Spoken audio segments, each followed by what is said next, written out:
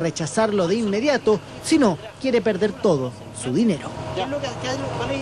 Bueno, me quedan varias preguntas respecto a este caso y otros. ¿Qué debemos tomar en cuenta antes de invertir en nuestro dinero? Si es posible no garantizar esta rentabilidad del 5% mensual, por ejemplo. Claro, es un tema que analizamos junto al economista de la Universidad San Sebastián, Francisco Aravena. Muy buenos días, Francisco. Buenos días. Francisco, bueno, oye, antes de comenzar la entrevista, en términos serios, y siendo bien sensato, o sea, al ver a un ejecutivo hacer un video en un auto con un reggaetón de fondo, con unos anteojos... ¿Pero todos los clientes habrán visto ese video? No lo sé, pero al verlo, pero es que no es un detalle, si en realidad entre Pablo Escobar y ese señor no había mucha diferencia. Ahí hay una señal de que esto no funciona, ¿no? Bueno, si era Pablo Escobar, pues ha sido señal de buena rentabilidad. El negocio no, pero sí, es verdad.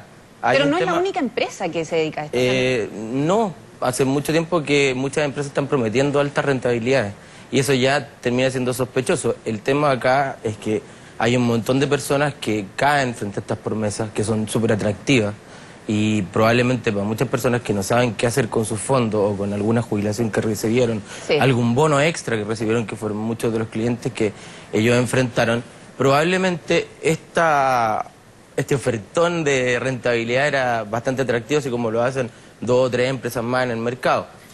Lo lógico acá es que todos manejáramos la misma información y para cualquier persona sería bastante raro que la rentabilidad anual cercana a un 80% no nos dijera o nos diera una luz de alerta. En un escenario económico adverso, además. Exactamente.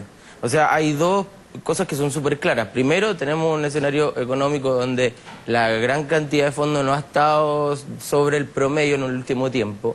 Y mercados financieros bastante desarrollados en Chile. La competencia en Chile, sobre todo para ofrecer rentabilidad, es bastante alta. O sea, si tuviéramos alguna laguna, algún paraíso donde pudiéramos llegar a obtener esta rentabilidad, incluso hay fondos que son mundiales, de gran desarrollo, que no llegan ni siquiera al 50%. Estamos hablando de grandes sumas de dinero. ¿Cuáles son los porcentajes reales, sensatos, de decir, bueno, este es un porcentaje real y donde efectivamente...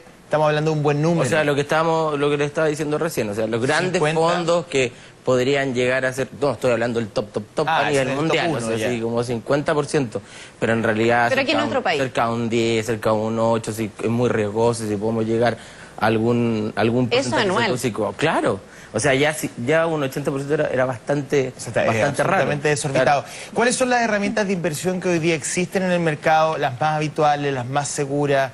A través de los fondos de inversión de los bancos, por ejemplo. Los fondos de inversión de los bancos generalmente van a dar mayor seguridad. Tú tenés fondos mutuos, hay depósitos a plazo que obviamente tienen un mayor componente fijo, que esa renta fija obviamente va a dar una menor rentabilidad en el largo plazo y ofrece un retorno más seguro. En escenarios como el actual, donde la incertidumbre con respecto a la contingencia internacional es bastante adversa, es probable que las personas tiendan a tomar resguardo e invertir en renta fija. Ahora, y eso a la larga tiene retornos mucho más bajos. Ahora el escenario es bien preocupante porque no es la única empresa, lo hablábamos, y además no están reguladas por la Superintendencia de Valores. Ese yo creo que es uno de los puntos importantes. Es cómo ejecutar alguna alerta en la política pública, en la legislación. Porque el problema de fondo acá es que uno puede decir, bueno, pero ¿cómo a uno no se le ocurre? La verdad es que estamos hablando de 50.000 millones, alrededor de eso, es la cifra que... Son 5.000 personas las que están... Más o menos 5.000 personas, y generalmente estamos hablando de personas que sí tienen acceso a educación, ¿eh? Ojo. O sea, aquí, no son personas ignorantes. Exactamente, o sea que vamos al punto de personas que tienen acceso a grandes sumas de dinero, muchos de ellos profesionales, ¿ya? Y lo preocupante acá es que la educación financiera deficiente es transversal en el país, y esto nosotros lo observamos con la información de las tasas de interés, con este tipo de cosas que están pasando, es porque existen vacíos de información en la población, y esos vacíos de información en la población son los que terminan dándole espacio a empresas. No puedo jugar nada porque no hay ningún proceso que se haya iniciado, pero claramente que hay algo extraño, empresas que pueden ofrecer dudosas rentabilidades, por ejemplo, o enfrentar otro tipo de empresas que ofrecen dudosas tasas de interés para poder acceder a algunos créditos. Ahora, me preguntan aquí en Twitter, y la verdad es que yo lo he escuchado de amigos uno, incluso de familiares, el tema de Forex, que es un sistema de inversión que se ha popularizado muchísimo, donde uno incluso puede seguir en línea dónde está el dinero. Claro. Y que yo no tengo plata en Forex, pero por lo que me cuentan acá, las tasas de rentabilidad de Forex, que se ha popularizado mucho en Chile, son bien altas también. Sí, o sea, ellos también prometen, ¿ya? También prometen tasas de rentabilidad cercanas al 6. Hay promesas. El tema es que lo que puede pasar ahí, porque aquí no vamos a hacer un juicio final al respecto, no hay ninguna investigación, es que Forex probablemente ofrece a gran parte una rentabilidad alta, pero hay un montón de personas que están perdiendo, ¿ya? O sea, si uno empieza a investigar un poco más a fondo, hay un montón de personas que han perdido su inversión en algunas de estas instituciones financieras, claro, que ofrecen altas rentabilidades. No sabemos, hay una promesa, hay empresas que se han sostenido durante mucho tiempo, lo mismo que pasó con el caso Madoff en Estados Unidos, que fue una estrategia, y esto es lo que se sospecha, ¿no?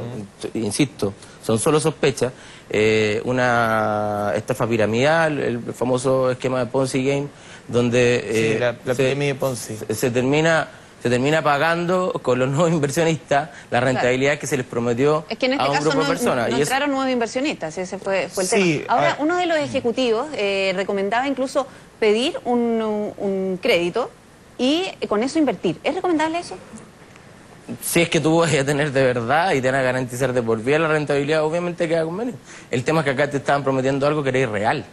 Si es que tú tienes la certeza... Esto se basaba básicamente en la confianza, más que la información que la gente podía obtener de esta entidad, porque en el fondo lo que ellos veían es que a otras personas conocidas sí les resultaba y sí obtenían los dineros prometidos, así les pagaban así funciona generalmente el Al engaño. principio. O sea, claro, yo prometo esto, Los que ganan lo son los hago primeros. con Sí, lo que fondos. pasa es que hay un tema que tiene que ver con el delito que está mezclando con el engaño, pero pensemos que hay instrumentos de inversión que no pasan necesariamente por un delito, o sea, donde efectivamente uno puede jugar el juego y ganar.